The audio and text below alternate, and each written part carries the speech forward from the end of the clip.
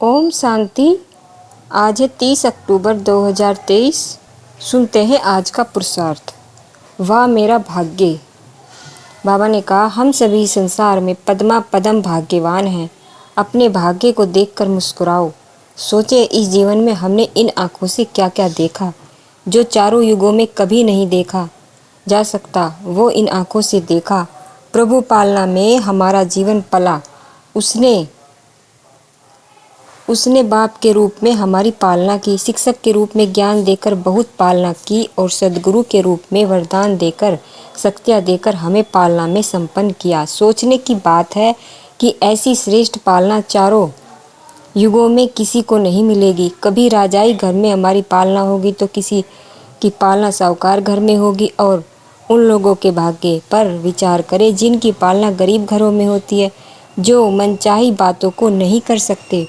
वो पढ़ना चाहे बुद्धिमान हो लेकिन पढ़ नहीं सकते, अच्छा भोजन नहीं खा सकते, उनके पास साधन नहीं होते हैं। हमारी पालना हो रही है परमात्मा के द्वारा, राजाओं से भी बड़ी पालना, जिसमें उसने हमें संपूर्ण सुखी भी कर दिया और शक्तियाँ भी दे दी, अपना प्यार भी दिया, बहुत श्रेष्ठ ज्ञान भी दिया। हम प्रभु पालना में पढ़ रहे हैं। सवेरे बाप आकर हमें उठाते हैं, रात को सुलाते हैं, फिर पढ़ाने आते हैं, ब्रह्मा भोजन खिलाते हैं। और बाबा ने कहा कि कोई बच्चा दुखों में आंसू बहाए तो आकर उसके आंसू भी पहुँचते हैं। दुनिया वाले अगर ये सुने तो कहेंगे वह कौन है, भगवान इनके लिए खाली बैठा है क्या। और बाबा ने उनका स्वयं उत्तर दिया था। उन्हीं के शब्दों में तुम उन्हें कह दो कि भगवान इस समय हमारे लिए खाली ही बैठा है। सोच ले, जिनके लिए भगवान खाली बैठा हो उन्हें स्वयं क्या कर लेना चाहिए और बाबा का कैसे लाभ उठा लेना चाहिए, उसको उपयोग कर लेना चाहिए। उसका आह्वान करके अपने बिगड़े हुए काम संवार लेने चाहिए, स्वयं को वरदानों से भर लेना चाहिए, उससे मनचाही शक्तियाँ प्राप्त कर लेनी चाहिए। तो हमारे पास ऐसा ही सद्विवेक है जिसे हम बाबा की श्रेष्ठ पालना का, इस मेहरबानी का संपूर्ण लाभ उठा सकते हैं। तो हमें याद रखना है, बाबा हम पर मेहरबान हुआ है, वो हम पर बहुत खुश हुआ है। हमें उसकी इस मेहरबानी का कैसे फ़ायदा उठाना चाहिए। बाबा ने खुद कह दिया है कि बाप बंधा हुआ है, बच्चे बुलाएं तो बाप को आना ही पड़े।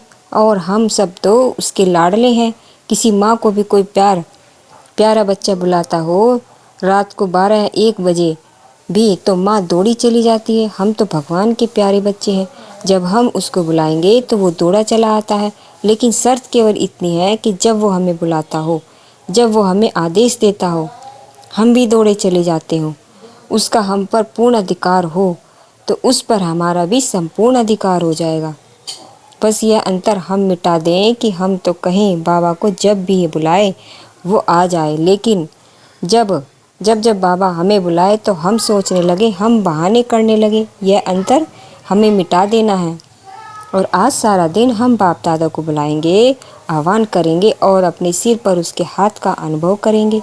बहुत सुंदर अनुभव की ये बात है। और बाबा ने एक अभ्यास और सिखाया है कि तुम्हें संसार को भिन्न भिन्न रंगों की किरणें देनी है, अर्थात भिन्न भिन्न शक्तियों की किरणें देनी होंगी। तो आज सारा दिन बाप दादों को बुलाने के साथ ये अभ्यास करेंगे कि मैं मास्टर सर्वशक्तिवान हूँ, प्रकृति सिंहासन पर विराजमान हूँ और मेरे मस्तक से शक्तियों की रंग बिरंगी किरणें निकलकर सामने फैल रही हैं, सब पर पड़ रही हैं, वातावरण पर भी पड़ रही हैं, सब चीज़ चार्ज हो रही है। एक एक मिनट में ये दोनों अभ्यास करेंगे और आज के दिन को आनंदित बनाएंगे। ओम शांति।